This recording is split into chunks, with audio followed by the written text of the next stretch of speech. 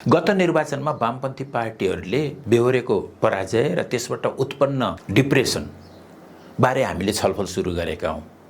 कतिपय साथीहरूले यस्तो छलफलले अझै धेरै निराश बनाउँछ कि भन्नुहुन्छ।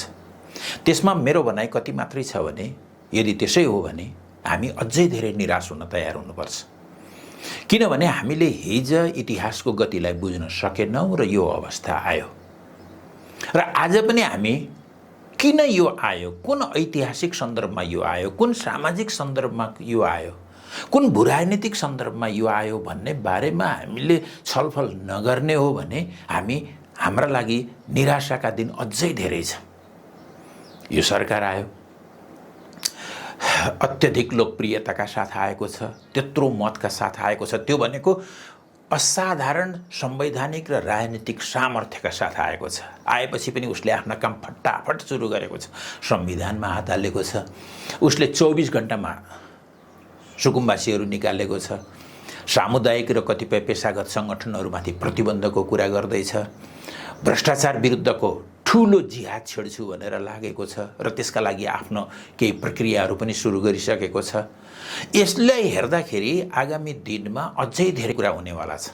यो सरकार बालेन्द्र शाह एउटा ठूलो शक्तिशाली वायुपंखी घोडामा यिनी सवार छन् र जुन घोडा बेतोडले दौड्छ, जसको लगाम छैन वा लगाम लाग्दैन, त्यसले धेरै कुरालाई ठक्कर दिनेवाला छ। त्यसले राज्यका संरचना, संस्थाहरू, सरकारका सङ्गठनहरू, नागरिक सङ्गठनहरू, नागरिक जीवनलाई समेत यसले धेरै प्रभाव पार्छ भन्ने, यसको गतिलाई हेर्दाखेरि त्यसले धेरै ठूला प्रभावहरू पार्छ भन्ने कुरा देखिन्छ। यसरी हेर्दा वाम आन्दोलन फेरि उठ्छ कि उठ्दैन भन्ने प्रश्न अझै महत्त्वपूर्ण भएर आउँछ। यसले भविष्यमा जे गर्नेवाला छ त्यो बुझिन सक्नुहुनेवाला छ। यदि हामीले आफ्नो दृष्टिलाई खोलेर अलि लामो फराकिलो दृष्टिले हेर्न सकेनौँ भनेदेखि हामी अलमलमै हुनेछौँ, अलमलमा भइरहनेछौँ। वस्तुतः यो त इतिहासको गतिरोधको एउटा खास अवस्थामा आएको छ। इतिहास अवरुद्ध भएको थियो, हामीले खोल्न सकेनौँ, अर्कैले आएर खोलिदियो, अथवा इतिहासका प्रश्न थिए, उत्तर अर्कैले दिइदियो। उत्तर हामीले भने जस्तो भएन भनेर हामी अहिले चिन्तित भएका छौँ। वास्तवमा उत्तर त उसकै हुन्थ्यो जसले खोलेको छ। उसले भने जस्तो हुन्थ्यो, त्यस्तै भएको छ। यदि उत्तर हाम्रो बनाउने हो भने इतिहासका प्रश्नको उत्तर हामीले दिन तयार हुनुपर्छ। गतिरोध हामीले तोड्नका लागि तयार हुनुपर्छ। यसै सन्दर्भमा अब यो आन्दोलन फेरि उठ्ला कि नउठ्ला भन्ने प्रश्न हाम्रो लागि महत्त्वपूर्ण छ। खप्तर स्वामीले एउटा विचार विज्ञान भन्ने किताब लेखेका छन्। त्यसमा एउटा सन्दर्भ छ। त्यसमा विचारको शक्तिबारे उनले छलफल गर्छन् र भन्छन्, धनी बन्न चाहने धनी हुन्छ, गरिब बन्न चाहने गरिब हुन्छ। तर धनी बन्न चाहने हो भने धनी हुने काम गर्नुपर्छ। गरिब हुने काम गरेर धनी बन्न सकिँदैन भन्छन् उनले। खप्तर स्वामीको ढाँचामा उत्तर खोज्ने हो भने यो वाम आन्दोलन उठ्ला कि नउठ्ला भन्ने कुरा यो वायुपंखीसँग, मैले वायुपंखी भनेको यो समग्र राजनीतिक प्रक्रिया हो अहिलेको, यो वायुपंखीसँग हामीले कसरी सामना गर्छौँ भन्ने कुरामा भर पर्छ। आजसम्म हामीले जसरी पार्टीहरू चलायौँ, जसरी राजनीति गऱ्यौँ भन्छौँ, त्यसरी चाहिँ अब चल्दैन। एउटा घटना सानो मैले उल्लेख गर्छु। धेरै अगाडिको कुरा हो। खोटाङमा त्यतिखेर नेकपा मालेको जिल्ला सचिव केही कामले बाहिर गएका थिए। त्यही बिचमा त्यहाँ एउटा घटना घट्यो, हताहतीको सम्भवतः एउटा घटना घट्यो। त्यो घटनाका बारेमा उनले एउटा रिपोर्ट लेख्नुपर्ने भयो र उनले रिपोर्ट लेखे। रिपोर्टमा के लेखे भने जतिखेर त्यो घटना घट्यो त्यतिखेर पार्टी काम विशेषले बाहिर गएको थियो, जिल्लाभन्दा बाहिर गएको थियो। त्यसको 3-4 दिन पछाडि मात्रै पार्टीले थाहा पायो र थाहा पाउने बित्तिकै पार्टी दौडेर जिल्लामा आयो र त्यस पछाडि छानबिन सुरु गर्यो। त्यो घटनासँग सम्बन्धित अथवा घटना देखे जानेका मान्छेहरूसँग सूचना लियो र यो रिपोर्ट अहिले पार्टीले तयार गर्दैछ भनेर त्यहाँ लेखेका थिए। त्यसो भन्नुको अर्थ के हो भने उनी पार्टी हुन्। त्यतिखेर उनी जिल्ला बाहिर गएका थिए। उनी आए, पार्टी जिल्लामा फर्क्यो। पार्टीले मान्छेहरूसँग भेट्यो, पार्टीले रिपोर्ट लेख्दैछ। वास्तवमा हाम्रा पार्टीहरू त्यसै गरी चलेका छन्। हाम्रो नेता सरकारमा गयो, पार्टी सरकारमा गयो। हाम्रो नेता सडकमा आयो, पार्टी सडकमा आयो। हाम्रो नेता खुसी छ, पार्टी खुसी छ। हाम्रो नेता अप्ठ्यारोमा पर्यो, पार्टी पनि अप्ठ्यारोमा पर्यो। यसरी हामीले पार्टी भनेको, राजनीति भनेको यसरी बुझ्यौँ। यसै गरी बुझ्ने हो भनेदेखि, यो तरिका नबदल्ने हो भने, यसलाई यसको राजनीतिको कुरा गर्छु मैले, यसको सिद्धान्तको कुरा गर्छु मैले, यसको चल्ने तरिकाको कुरा गर्दैछु मैले, त्यस अर्थमा यदि यसै गरी चल्ने हो भनेदेखि यो आन्दोलन फेरि उठ्दैन। किनभने कुनै पनि आन्दोलन उठ्छ कि उठ्दैन भन्ने कुरा त्यो आन्दोलनका पक्षधरहरूले के गर्छन् भन्ने कुरामा भर पर्छ। यस अर्थमा स्वयं वामपन्थीहरूमाथि भर पर्छ। उनीहरूले यो आन्दोलनलाई फेरि उठाउँछन् कि उठाउँदैनन् भन्ने कुरा उनीहरूमै भर पर्छ। यही सन्दर्भमा अस्तिको भिडियोमा हामीले चाहिँ ओली प्रचण्डको युगान्तको कुरा गरेका थियौँ। त्यो भनेको ओली र प्रचण्डको व्यक्तिगत राजनीतिक जीवनको अन्त्य मात्रै होइन। उनीहरू नेता थिए, उनीहरूले पार्टी बिगारे, आन्दोलन बिगारे। त्यस अर्थमा तिनको व्यक्तिगत राजनीतिक युगको अन्त्य भयो भन्ने अर्थमा मात्रै यसलाई बुझ्नु हुँदैन। बरु तिनले प्रतिनिधित्व गरेको त्यो समयको सिद्धान्त, तिनले प्रतिनिधित्व गरेको राजनीति, तिनी नेता भएको त्यो सङ्गठन चल्ने तरिका, यो सबैको अन्त्य भएको हो भन्ने अर्थमा लिनुपर्छ भन्ने मलाई लाग्छ। तिनीहरू त छोड्ने ठाउँमा यो या त्यो रूपमा पुग्छन्, तर तिनले छोड्ने बित्तिकै यो ठिकठाक भइहाल्छ त्यो चाहिँ ग्यारेन्टी छैन।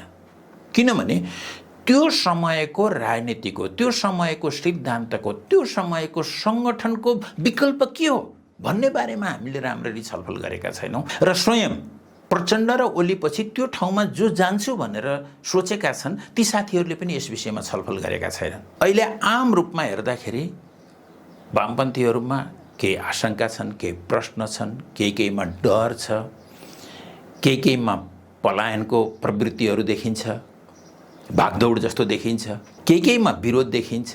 यिनीहरू बुर्कुसी मार्दै आए, कोही प्रधानमन्त्री भए, कोही मन्त्री भए, राजनीतिक नियुक्ति फटाफट लिँदैछन्, यिनकै कुरा छ, यिनकै चर्चा छ, यिनकै इज्जत छ, यिनकै प्रतिष्ठा छ।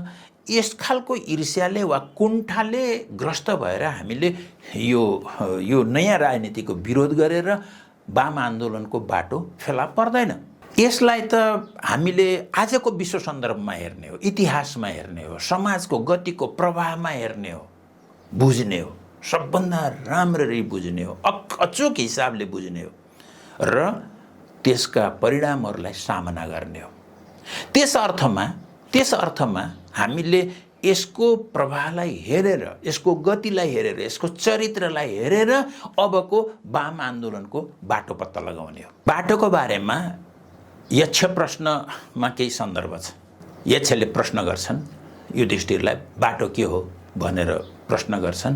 युधिष्ठिरले उत्तर दिन्छन्, तर्को प्रतिष्ठा श्रुतयो विभिन्न नैको ऋषिर यस्य मतं प्रमाणम धर्मस्य तत्त्वं निहितं गुहायां महाजनो ये न गत सपन्था भनेर उनले उत्तर दिन्छन्। त्यसको अर्थ हो बाटो कुन हो भन्ने विषयमा कुनै तर्क स्थापित पनि छैन, ग्रन्थहरू पनि विभिन्न छन्, कुनै एकजना ऋषिको मतलाई नै प्रमाण मान्न पनि सकिँदैन। त्यसैले महाजनो ये न गत सपन्था, यसर्थ महापुरुषहरू जता गए बाटो त्यही हो भनेर उनले भन्छन्। कमसेकम युधिष्ठिरका लागि त एउटा उत्तर थियो, महाजनहरू जता गए, युग पुरुषहरू जता गए, महापुरुषहरू जता गए त्यही बाटो हो भन्नका लागि थियो।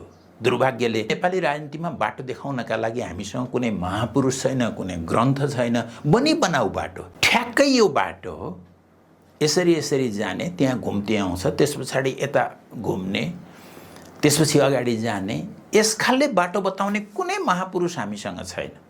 यस्तो बेलामा बाटो कसरी पत्ता लगाउने भन्ने पद्धतिले हामीलाई सहयोग गर्छ। यसबारेमा सामाजिक विज्ञानमा धेरै कुराहरू लेखिएको छन्। क्रान्तिकारी आन्दोलनको इतिहासले धेरै कुरा बताएको छ, अन्त पनि जानु पर्दैन। गौतम बुद्धको आर्य सत्य, 4 आर्य सत्य भनेर जुन भन्छौँ त्यसले नै पनि हामीलाई बताउँछ। त्यसको अर्थ हो दुःख छन्, दुःखका कारण छन्, दुःख हटाउन सकिन्छ, दुःख हटाउने उपाय छ। यदि आजको वाम आन्दोलनलाई, वाम आन्दोलनको अवस्थालाई हामीले दुःखका रूपमा लिने हो भने यसका कारण खोजौँ, वस्तुगत रूपले कारण खोजौँ। किनभने कारणहरूको वस्तुगत अध्ययन भएन भने समाधानको पनि वस्तुगत उत्तर फेला पर्दैन। यस अर्थमा हामी वस्तुगत भएर कारणहरू खोजौँ। त्यो कारणहरूले नै हामीलाई बताउँछन् उपायहरू के हुन् भनेर बताउँछन्। तर हामी बढी हतारमा हुन्छौँ यस्तो कुरामा। हामी मार्क्सवादीहरू वैज्ञानिक अध्ययनको कुरा गर्छौँ, तर कैयन ठाउँमा हामी वैज्ञानिक अध्ययनबाट चिप्लिने गरेका छौँ। मार्क्सको फायरबाखमाथिको निबन्ध भन्ने एउटा सानो शीर्षकका केही पोइन्टहरू छन् र त्यसको 11औं सूत्र हामीले भन्ने गर्छौँ, जसमा के लेखिएको छ भने दार्शनिकहरूले विभिन्न रूपमा संसारको व्याख्या गरेका छन्, अब मुख्य कुरा त यसलाई बदल्नु हो। त्यस्तै आज हामी वामपन्थीहरूलाई तत्काल आजका समस्याहरूबाट छुटकारा पाउने त्यो सूत्र चाहिएको छ।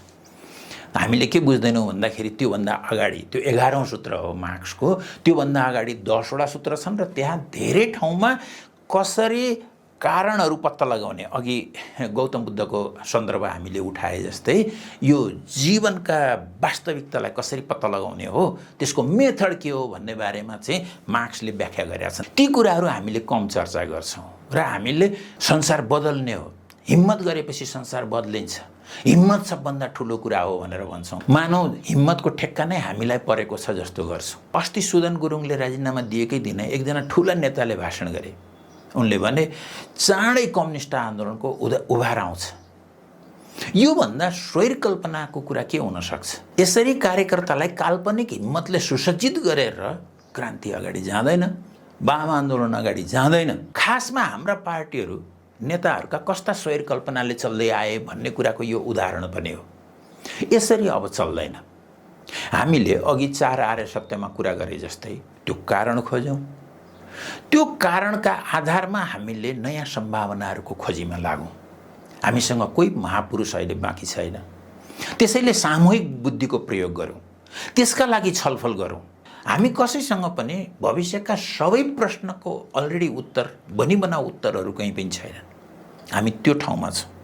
यस अर्थमा एउटा नयाँ सुरुवातको बिन्दुमा वाम आन्दोलन आज उभिएको छ।